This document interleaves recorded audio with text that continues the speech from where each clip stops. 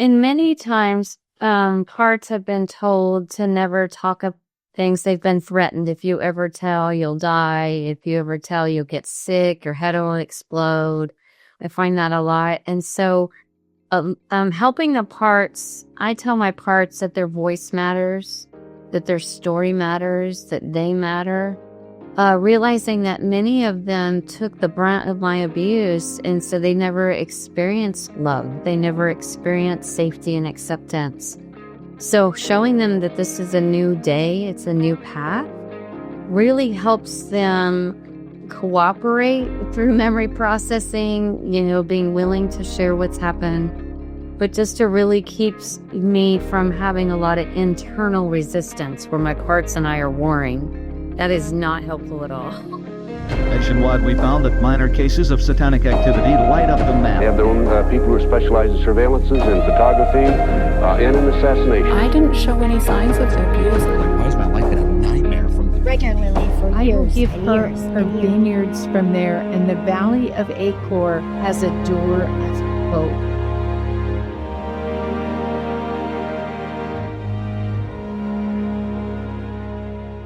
Welcome to the Door of Hope podcast.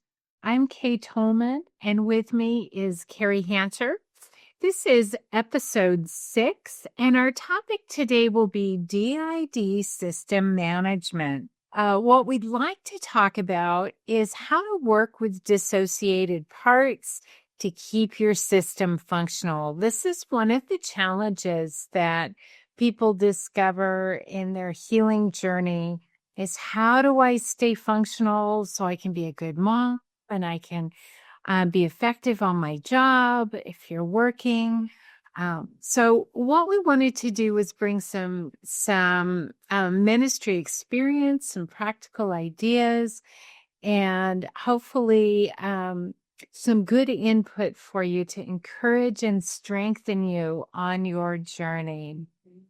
So we do have some slides to share with you.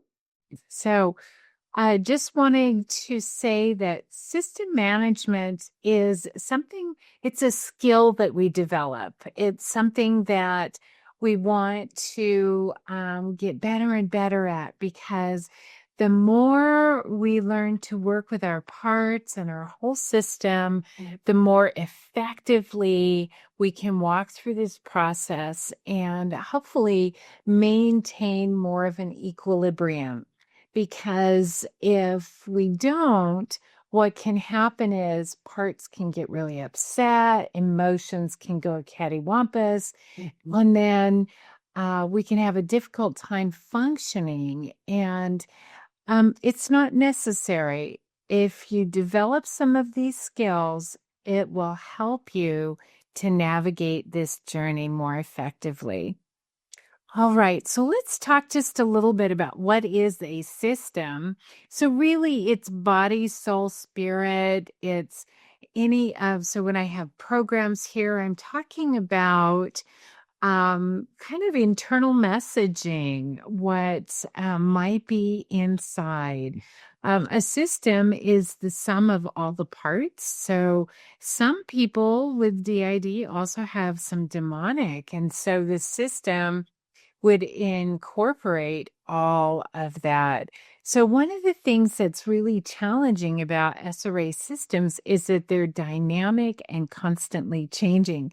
So what'll happen is maybe you'll do some healing on one level, and then so that level starts to get solid and you have healing there, and then it's like an onion. Now there's another layer. And so now you're dealing with some new things. And so we have to become really adept at moving with those changes.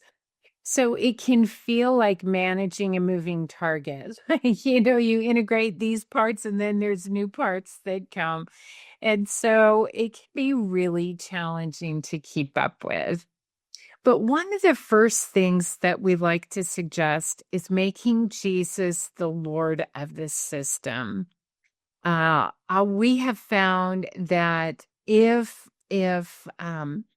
the the parts of you that have the most authority, which would be your original self, your authentic self, the part of you that's the presenter that the world sees, these are the parts with the most authority.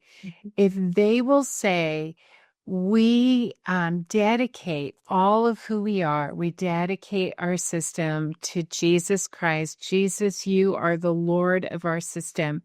Now, sometimes people have some trouble with the term Jesus or Jesus Christ because they've been abused by a false Jesus. And if that's the case, you can use another term like Yahweh or Yeshua HaMashiach. You can use this Hebrew name or Emmanuel or something that feels really safe and good to you. So, one of the other things that we recommend is really building a support system because you can't just rely on a prayer minister or a therapist because one person really can't do the job of providing all of the support that we often need going through this journey. So I made a list of some suggested support system people.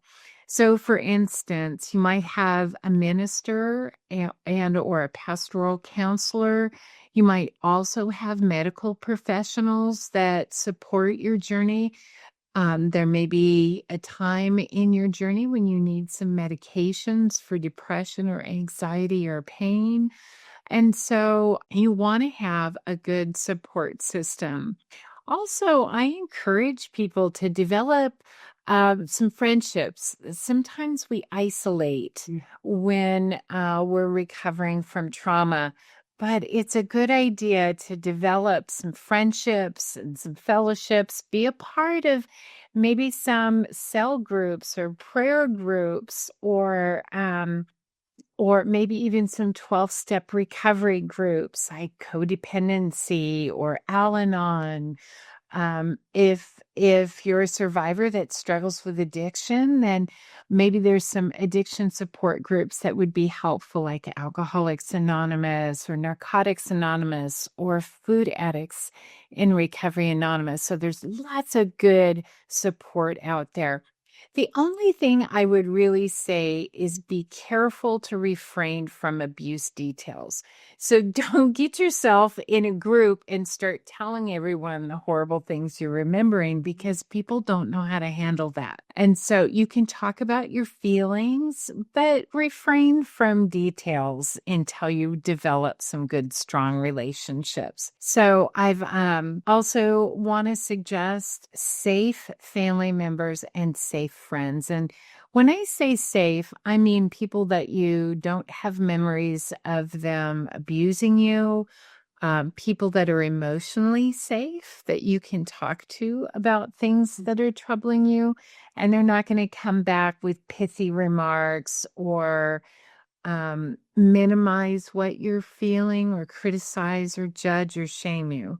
So safe people, emotionally safe people, will listen without judgment or criticism, and they'll be loving and supportive. So, Kerry, do you have any thoughts on that? No, I think this sharing part is really, really important. When we overshare, and people that, like those of us that have suffered severe trauma, sometimes we can talk a lot. We can share details that people aren't interested in, and it's just too much. And I have seen where that can hinder our ability to relate to each other. And so I really agree with what Kay said on that. And then even the safe family members and safe friends, I think that's one of the hardest things that I've learned on my journey is that even not all family members are safe. So my definition of safe is someone who's going to come alongside, going to love me, not accuse me of lying. They may not fully understand what I'm going through. They may not even know any of the details, but someone that I know basically has my back no matter how ugly it gets for me as I walk through the healing journey.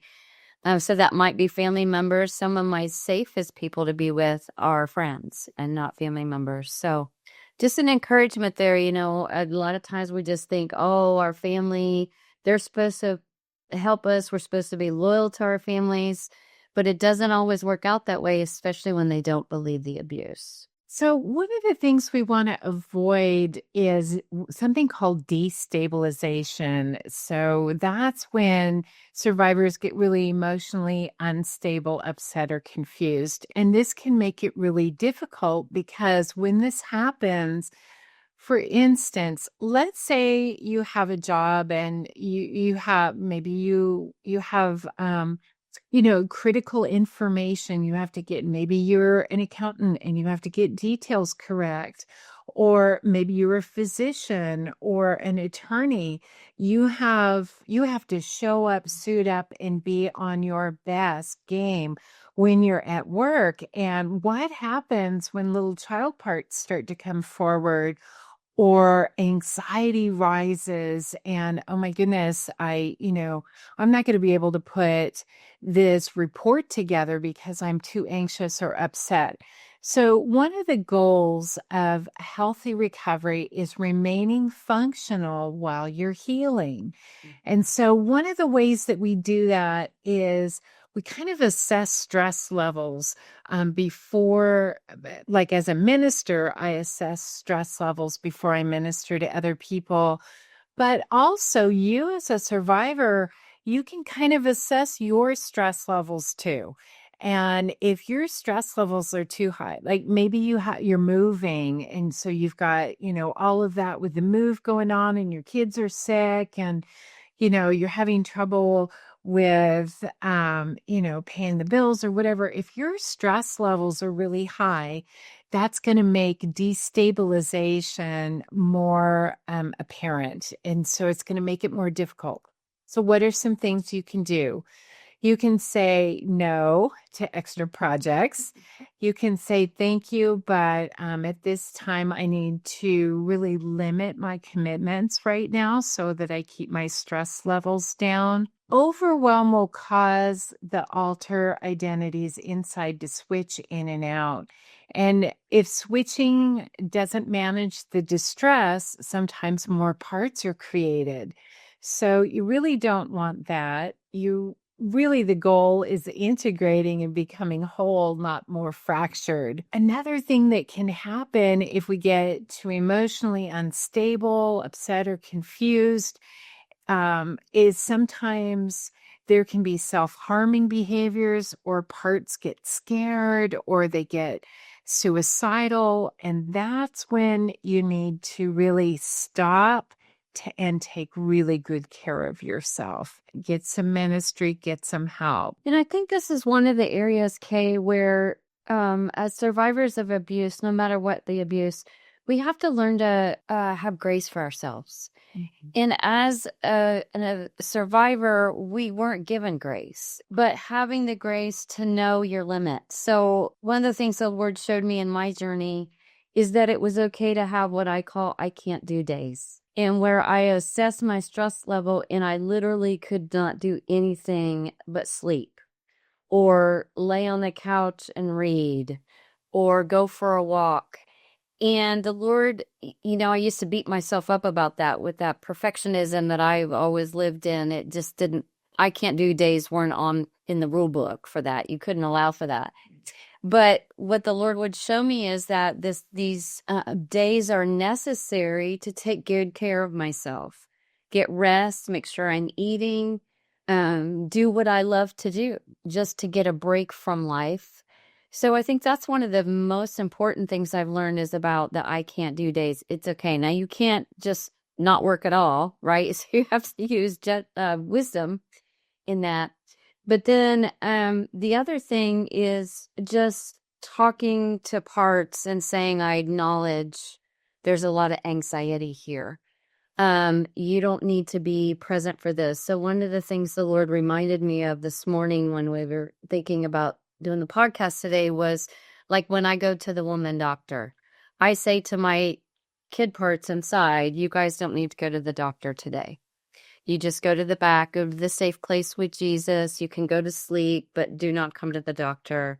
I've also done that if I was in an important work meeting, or even if I needed to have a discussion with a friend that was really important. okay, the kids don't need to be a part of this conversation today. This is an adult thing. And that has really helped me, because if you've got children coming forward and even say a conversation gets heated, that just creates this thing where your system wants to tip over.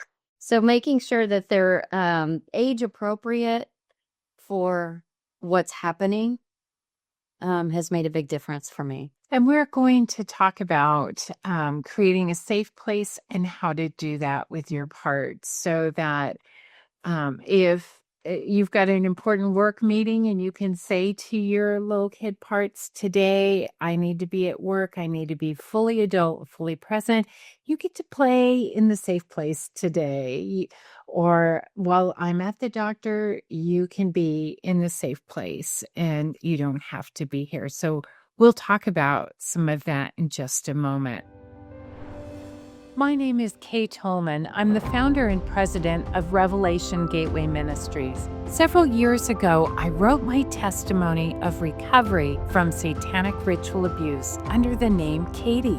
This book, Satanic Ritual Abuse Exposed: Recovery of a Christian Survivor, shines the spotlight on the hidden works of darkness silently permeating the very fabric of our society, from Masonic lodges to the Vatican. This compelling true story will provoke you to ask the questions you were afraid to ask and to venture beyond your denial. Like a hand reaching into the pit of hell and drawing you out of the rabbit hole, this story proves there's a way out of the darkness that leads into the light. It's a voice for the voiceless, an array of hope for those who have suffered. I am living proof that miracles still happen, and it is possible to find purpose beyond the pain. This book is available wherever books are sold. So one of the things to think about is, sometimes you just have to check in inside and see what's going on inside. And if your insides look like this, just chaos in the classroom and everything going wild, then it's time to take some leadership and help the system get back into order. So I think of this sometimes like when I was a kid and there'd be a substitute teacher, the classroom would be a wild mess. But if the substitute teacher would take the reins and say, all right, now everybody get in your seats and we're going and get quiet because now we're going to move forward with the lesson plan, then the kids would settle down and the chaos would come down to a slow roar. So it is important to check in. What's it look like inside? Does it look like total chaos, or is everybody in their seats? So you want to be aware of that. Now, stabilization is an important thing to do. And as a minister, I don't like to do deep, heavy work with someone that's in the middle of crisis. Like, let's say they're not safe, or maybe their housing situation is unstable, or they don't have enough food this week.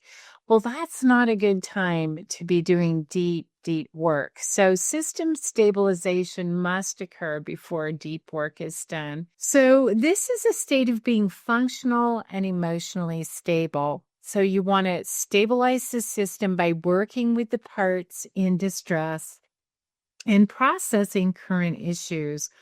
Also, isolate uncooperative, co-participatory alters temporarily. So let's say there's some parts that are interested in participating in Halloween, and you're like, no, I'm a Christian. I don't want to be participating in Halloween.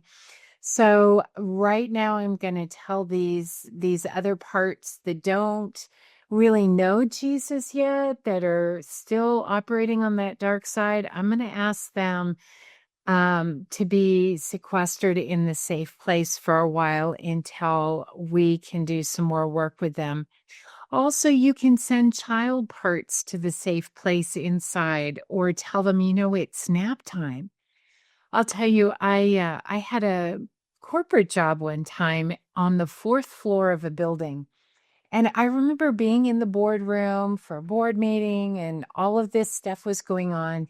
And next thing I know, a helicopter came down past the windows and triggered me out of my mind. I'm standing there, I'm a middle manager, I've got employees, I'm supposed to have it together. And this helicopter came right by the windows, and I got so triggered.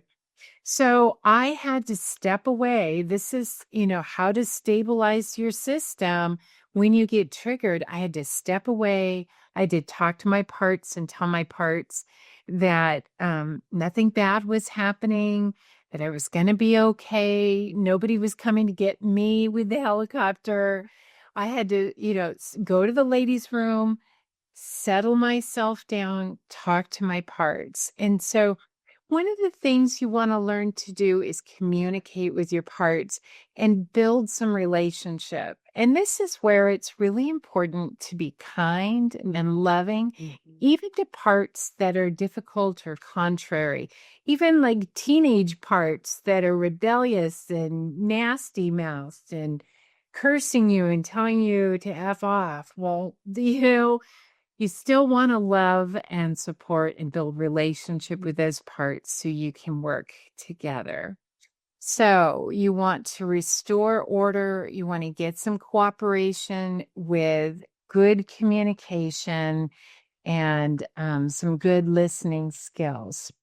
So one of the things to kind of keep in mind in terms of a concept is your regular, the part of you that the whole world always sees. We call that the primary presenter or host presenter. This is the part of self that usually runs the body. This is the part that's out front. So you think of a stage. This is the primary that's out front.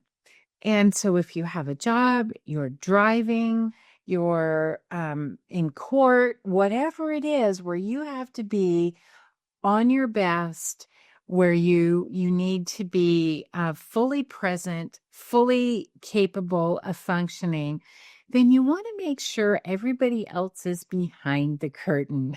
And so you want to just ask everybody to please step back so that you can serve the best way you know how, out front, forward.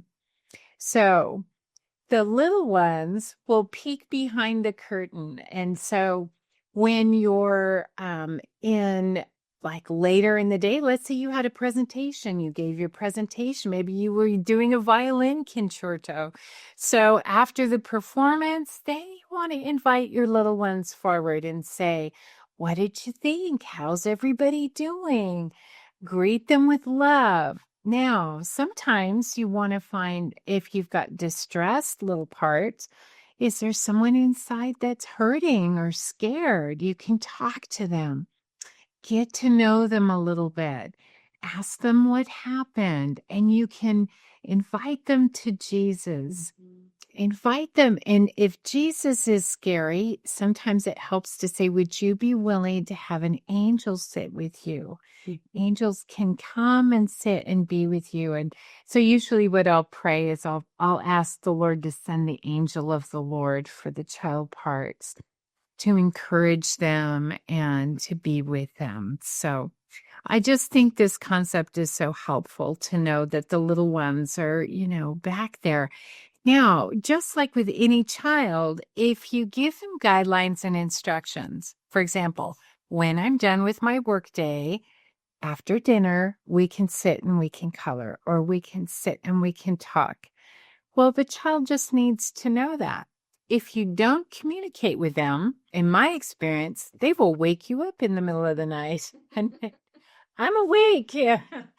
Or they will come forward at really inopportune times. And so it's important to communicate with them what are healthy guidelines for that. I've got a list of what I consider guidelines for the system. In some cases, we just call them rules for the system. So one of the things in my system is I told my parts, no occult activity. No one is attending rituals. There's no astral projecting out of the system, and nobody is allowed to come in. No demons are allowed to come in. astrals are invited in. And then I tell the parts, the reason we're doing this is for everyone's benefit, to keep the system stable and healthy.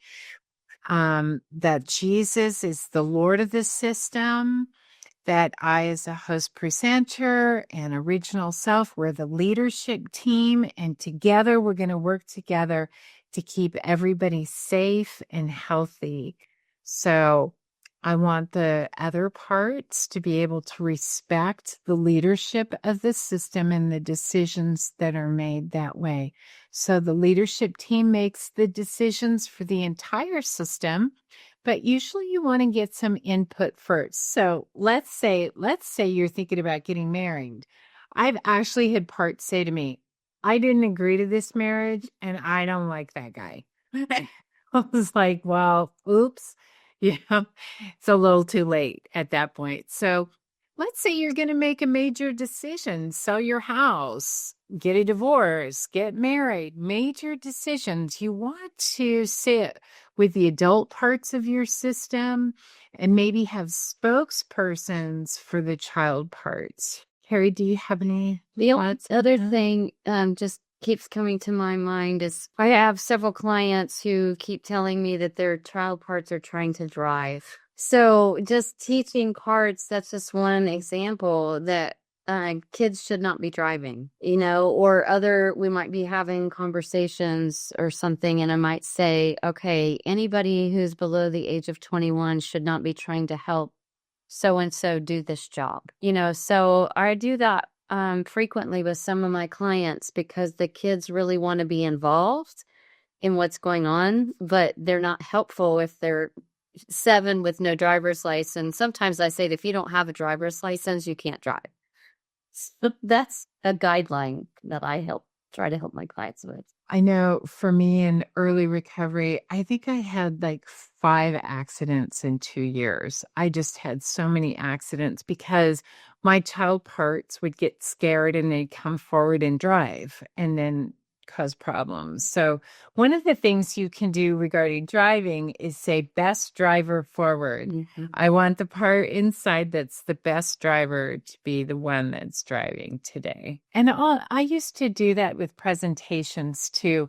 I mean, today I'm fairly whole. I'm almost fully integrated. So I don't have to do that, but I used to say, okay, could I have the best presenter please come forward? Mm-hmm. So let's talk about some of the tools for recovery.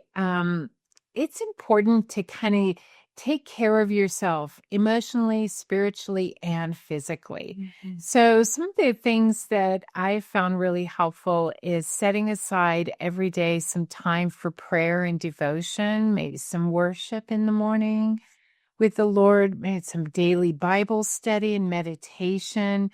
I found that to be very, very helpful, kind of calming the system down. I really encourage people, if you're struggling with feelings, to call a good friend, reach out for some support. I'm struggling with some feelings. And journaling and creative expressions are really helpful. And finally, I really recommend exercise.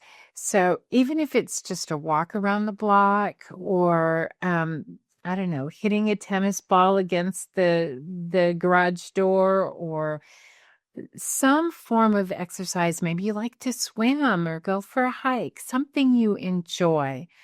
But one of the things that you'll find is that exercise kind of grounds and settles the system down, and it helps with all those stress hormones racing through the large muscle groups. So exercise can help with cortisol levels, and it can help with dopamine regulation and all of those things. So I have found for me that it's been very helpful in mitigating depression as well. These are some good tools to use. I think one of the things, especially for people that are in their early stages of discovering abuse and walking through memories, is to find whatever works for you. So these are are suggestions that have been very, very helpful to us. But some people are introverts, some people are extroverts. And so, for like me, I'm a verbal processor. So calling a friend is a big one for me, is I just need to be allowed to talk it out loud. But other people aren't that way. So they might prefer to do journaling or just go for a quiet walk. So I guess that's where I release grace. Find what works best for you in your process, and then that will help you as you move forward. Another tool that's very helpful is to create a safe place inside. And this can be just kind of picture what would feel safe to you, what would feel good to you.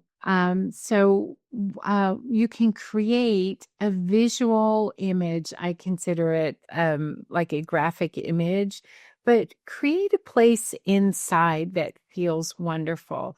And the best idea is to have Jesus there or Yeshua, and to tell young parts they don't have to be up with the adults and they can play in the safe place.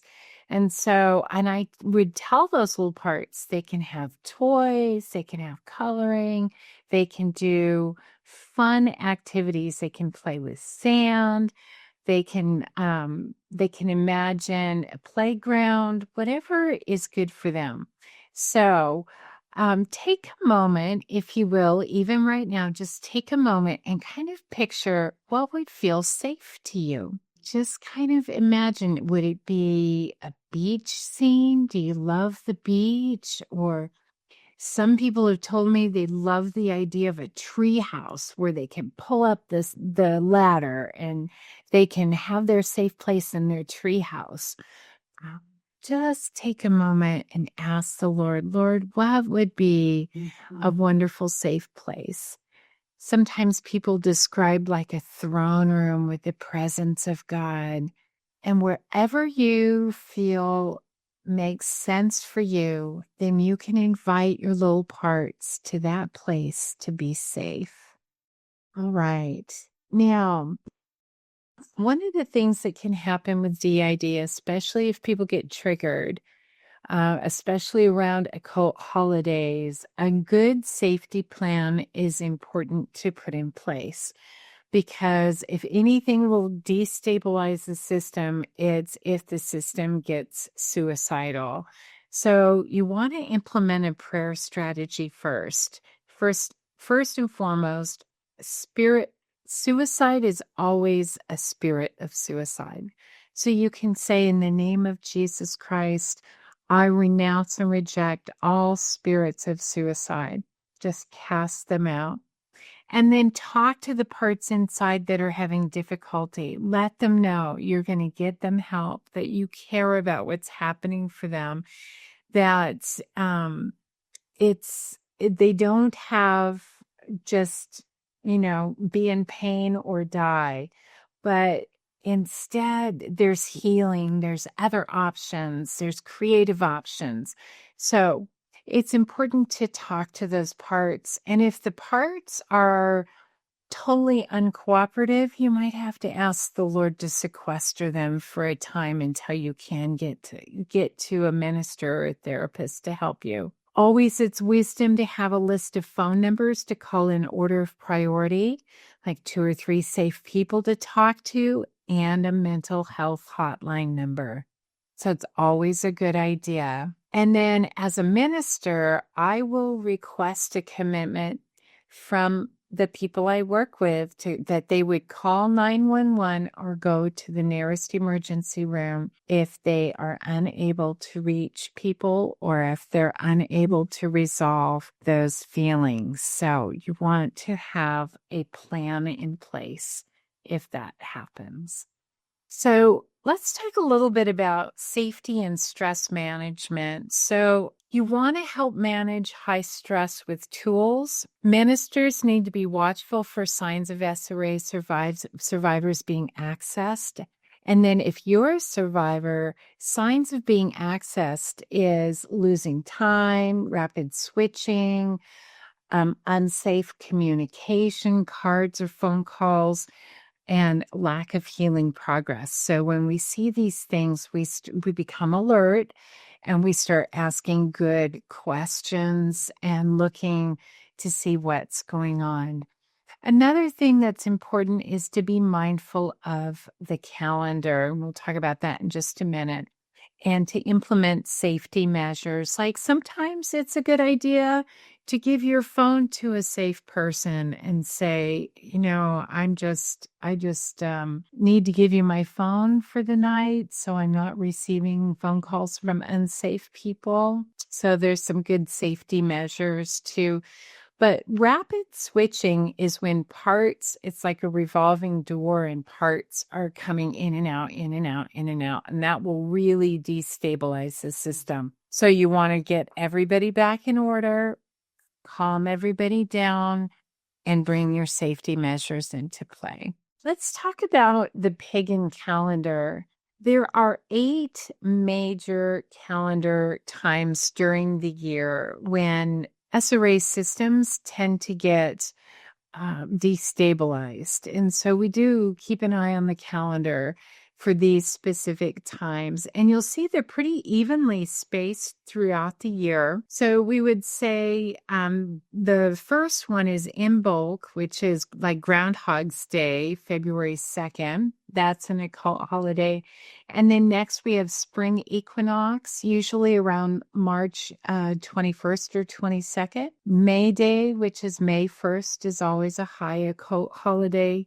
Summer solstice and winter solstice are just opposite each other, just like spring equinox and fall equinox are just opposite each other on the calendar. So those are times when occult rituals happen, and it's important to keep your system safe and not attend rituals.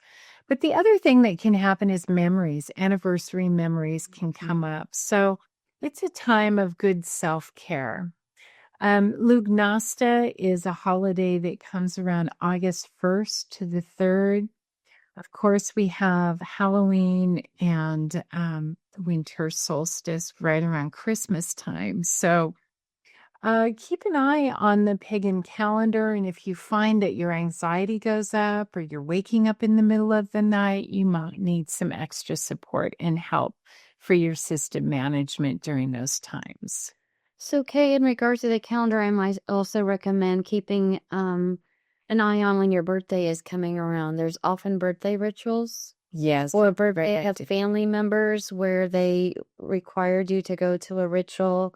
I used to love my birthday growing up, and even as an adult, I'd celebrate for a month. And then once I started to recover memories, I remember the first year I was dreading my birthday coming, and I didn't know why. So that's just another thing on the calendar to keep in mind. Yeah, that's a great point. So I wanted to leave you with some practical tips. One, I really encourage you to check in with your parts daily. If you're a morning person, maybe you do it in the morning, or if you're an evening person, maybe 5 or 10 minutes before going to bed, just check in, see how everybody's doing. And make sure that if your system is in distress, that you take good care of yourself. We did talk about not letting little child parts drive and inviting the best driver forward. And we talked about not having child parts come to work and have them play in the safe house instead. And child parts don't need to be up for intimate relations with your spouse or doctor appointments. You can work together with them, help them to know when it's the appropriate time to be forward and when it's time to be in a safe place or in their inside bedroom. So those are some practical ideas. One of the other things that Kerry and I were talking about, we wanted to share here, is to be kind to your parts. A lot of times we can be mean to our internal parts, maybe because the people that raised us were mean, or our parents were mean, or programmers were mean. And there's a tendency to be unkind. Well, you're an interference, so you need to be quiet and step back. And that's not going to help in the long run build relationship and cooperation. And many times, parts have been told to never talk of things they've been threatened. If you ever tell, you'll die. If you ever tell, you'll get sick. Your head will explode. I find that a lot. And so, helping the parts, I tell my parts that their voice matters, that their story matters, that they matter. Realizing that many of them took the brunt of my abuse, and so they never experienced love. They never experienced safety and acceptance.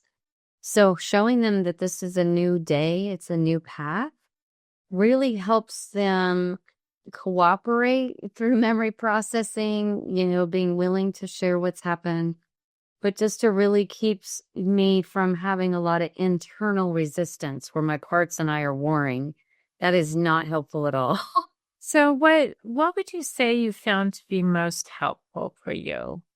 I would say acknowledging my parts, like I was just mentioning, is just realizing that they carry my story and helping them to know that I appreciate the fact, explaining that if I hadn't fragmented when the trauma was overwhelming, I would have died. And that because of them, they've carried my pain, they've carried the memories, and helping them know they're people.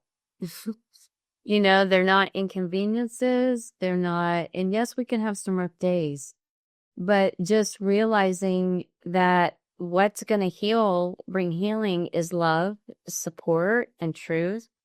Letting them know that the rules of the game when I was being actively abused have changed. They don't have to be silent. They don't have to run and hide.